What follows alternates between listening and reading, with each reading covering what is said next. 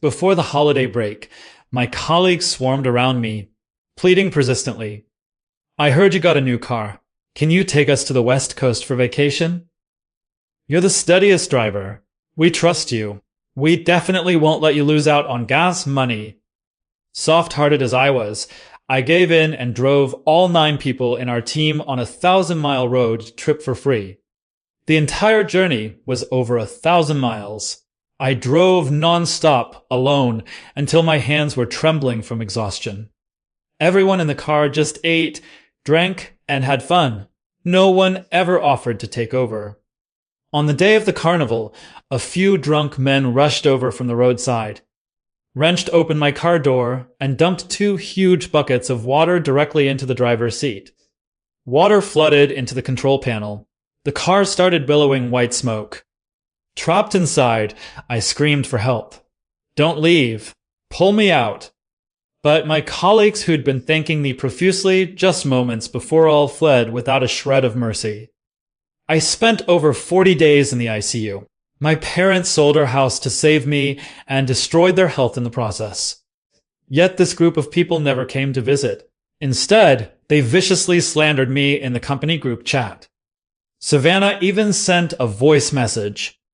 I warned him not to drive long distances, but he just had to play the hero and show off. My colleagues chimed in one after another. He almost got us all killed. So selfish. Who dare go anywhere with him again? No matter how I tried to explain, no one would listen. The company fired me outright, citing unauthorized organization of activities. I died filled with resentment. When I opened my eyes again, I'd returned to 1 week before the holiday. Looking at these people surrounding me with fake smiles and flattery, my eyes turned ice cold. In this life, I will never be soft-hearted again. For every betrayal and injury, I will repay them double. The pothos plant on my desk was still alive. There was no scar on my left hand. Savannah walked over from the break room in her high heels, holding a latte. She bent down and leaned close to my ear. Adrian, didn't you request annual leave to go on vacation to the West Coast? It's right during the Carnival Festival, too. Why don't you take us along? We can split the gas. I saved the email I was typing as a draft and closed the screen. I'm not going anymore. Savannah blinked. What? But your leave was already approved. Didn't you book a hotel too? I picked up the water glass on my desk and took a sip. I canceled it. I canceled everything. I stared at the blinking cursor on my computer screen. I couldn't type a single word. All I could see were scenes from my previous life. I remembered every second of those 3 minutes when the fire burned up from beneath my feet. After the seatbelt buckle got soaked with water, it wouldn't release no matter how hard I pressed. I yanked at it until my nails flipped back, until the flesh on my fingers was rubbed raw, but I still couldn't get it undone. The smoke came first, choking me so badly I couldn't even open my eyes. Then the heat rose layer by layer. I screamed until my voice went hoarse, until I couldn't make any sound at all. The car door was open. Savannah had left it open when she ran. I could see the road outside. People were running on the road, filming videos, screaming. But no one came to pull me out. In the end, it was a DoorDash delivery guy who happened to ride by on his motorcycle. Without a word, he rushed in, used a blade he carried with him to cut the seatbelt, and dragged me out of the driver's seat by force. That guy's arm got burned too. Later, when I was in the ICU, I asked my dad what his name was. My dad shook his head. He said the guy left right after putting me down. Didn't even leave a phone number. 8 colleagues, 2,000 miles, free rides, food, and lodging. In the end, the one who saved me was a stranger. I pulled my thoughts back and glanced around the office. 12 desks, 9 people seated. Savannah sat diagonally across from me. She was looking down at her phone.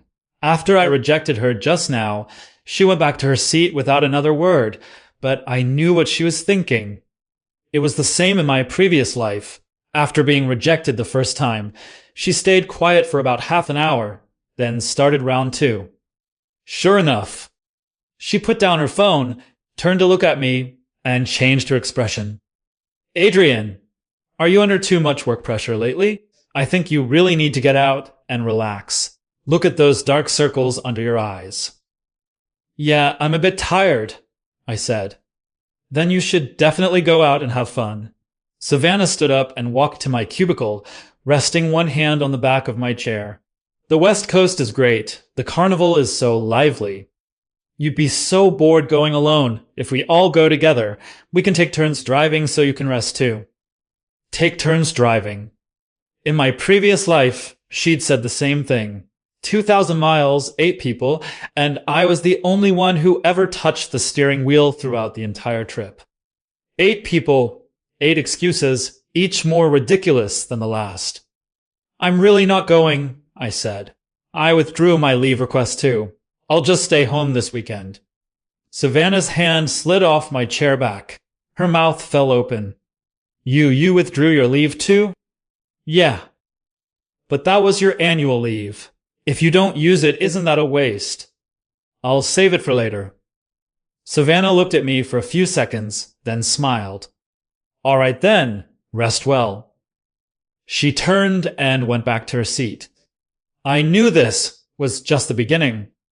At lunchtime, the break room started getting lively. I sat alone at a small table in the corner with my lunchbox. I used to eat with Savannah. She said she didn't like eating alone, so I waited for her every day.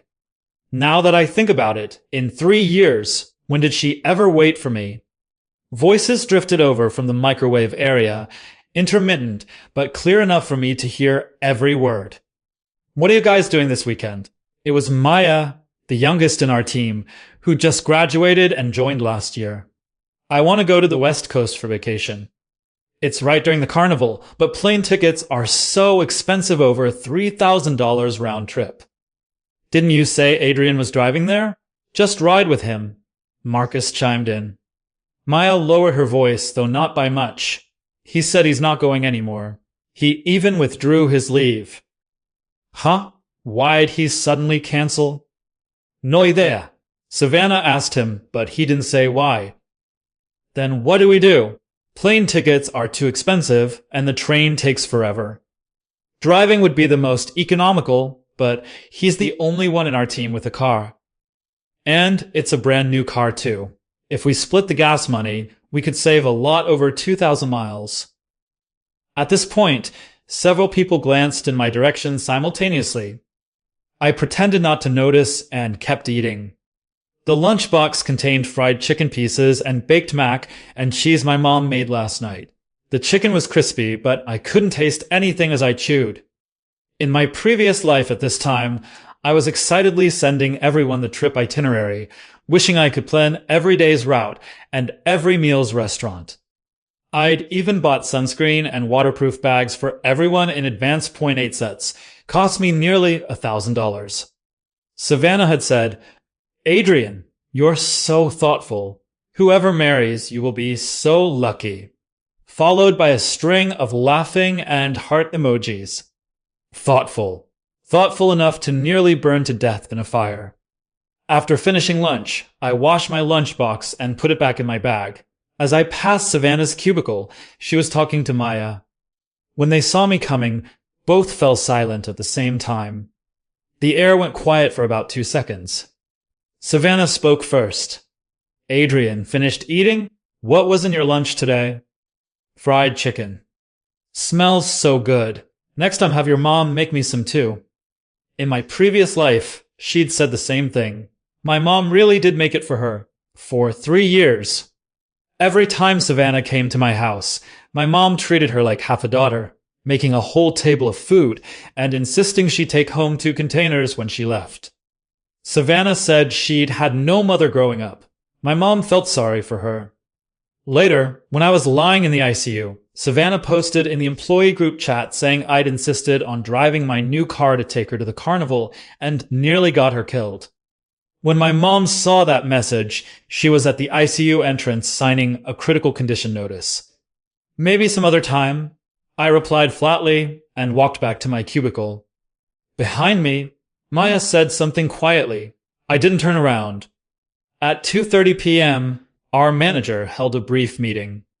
It was supposedly to discuss wrapping up the second quarter projects, but it was really just a formality since most of the work was done. Only some finishing touches remained. Halfway through the meeting, manager Mr. Smith casually asked, "What are everyone's plans for the weekend? Is the on-call schedule set?" Savannah raised her hand. "Mr. Smith, I've arranged the on-call schedule. I'm on duty this weekend. Maya and Marcus will rotate the other days." The manager nodded. Then Savannah's tone shifted, becoming very natural. "By the way, Mr. Smith, a few of us in the team wanted to go to the West Coast for vacation and catch the carnival, but plane tickets are too expensive, and so is renting a car. Adrian was originally going to drive there, but suddenly he's not going anymore, so we're stuck." As she said this, her eyes swept over me quick, but I caught it. Everyone else's gazes drifted toward me at the same time. Mr. Smith glanced at me. "Didn't Adrian request annual leave? Why aren't you going now?" "I changed my mind. I want to rest at home." "Young people shouldn't just rest at home. Take advantage of your time off and go out." Mr. Smith smiled and didn't say more. But Savannah didn't stop. "Exactly, Adrian. If you don't go, none of us can go. Your car is so spacious it can easily fit 8 people. Splitting the cost over 2,000 miles would be way cheaper than plane tickets." The way she said it, she wasn't asking me, she was deciding for me. Kira immediately chimed in. Right. Adrian, your car is so big. Take us with you. Plus, it's not safe for you to drive that far alone. With more people, we can look out for each other." Look out for each other. In my previous life, when the car caught fire, all 8 of them ran faster than rabbits. Look out for what? Watch me burn? I said I'm not going. My voice came out louder than I'd intended. The conference room went quiet for a moment. Savannah's smile stiffened briefly, then quickly recovered. All right. If he doesn't want to go, don't force him." She waved at everyone, her tone light as if discussing something trivial. But I saw Kira's mouth twitch downward. Marcus leaned back in his chair, tapping his pen on the table. He didn't say anything, but his expression clearly read, "Fine, so you won't help us, huh?" Less than an hour after the meeting ended, Savannah posted a message in the employee group chat. "Everyone, regarding the weekend trip, I've organized the details. Colleagues who want to go to the carnival, please reply below. I'll figure out transportation, don't worry." A string of names immediately followed. Maya, Marcus, Kira, Helen, Leo, Peter, Nathan. 7 people, plus Savannah herself, made 8. Exactly the same as my previous life. The only one who didn't reply was me. Savannah posted another message in the group. "Adrian, do you want to reconsider? It's more fun with more people. You'd be so bored at home alone." I didn't respond. About half an hour later, Savannah stood up from her seat and walked to the conference room doorway, tapping on the door frame. "Everyone come in for a minute. Quick meeting, won't take long." She called it a quick meeting, but she stood in front of the projection screen with a marker in hand. The whiteboard already had a title written on it, Weekend Carnival Trip Plan. The handwriting was neat, clearly prepared in advance. I sat in the back row, watching her. I checked, and plane tickets are $1,600 to $2,000 one way. Round trip would be $3,000 to $4,000. Too expensive. Savannah wrote a number on the whiteboard and crossed it out. I also checked buses, but there's no direct route. You'd have to transfer twice, and just the journey alone takes over 30 hours. Total waste of time. Another cross. For renting a car, an 8-seater van costs $2,800 one way, $5,600 round trip. Split among us, that's $700 per person.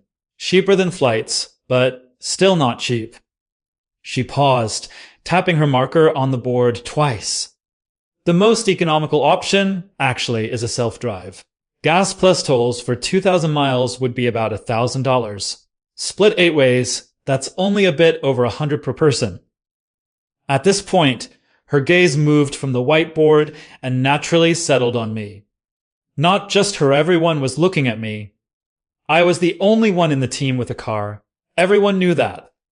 I sat in my chair, twirling my pen, my face expressionless. But the problem is, Savannah put down her marker. Adrian is the only one in our team with a car, and his is electric. Charging is even cheaper than gas. If he could take us, splitting the charging fees among everyone, it might not even cost $100. Kira was the first to speak. Less than $100. That's such a steal. Exactly. Maya followed up. Buying plane tickets myself would cost thousands. Adrian, please take us. Marcus said, your car fits 8 people comfortably anyway. I saw it once the back row can fold down into a bed. Adrian, you're the best. Please help us out. We're all colleagues. This little favor is nothing. You're not even paying for gas. You're just giving a few people a ride. One after another, talking over each other. I waited until they finished, placed my pen on the table, and slowly straightened up. The conference room fell silent. I'm sorry, I said. I'm not going to the West Coast anymore, and I'm not lending my car either. Savannah's hand holding the marker froze. Kira's mouth gaped open. Marcus leaned back in his chair, his expression shifting from expectation to shock. Why? Savannah asked. Her voice was taut. No particular reason. I just don't want to go. What about the car? Can't we drive it ourselves? We don't need you to drive. No. Savannah bit her lip. After a long moment, she spoke. Adrian, you weren't like this before. I looked at her. I wasn't like this before. Right.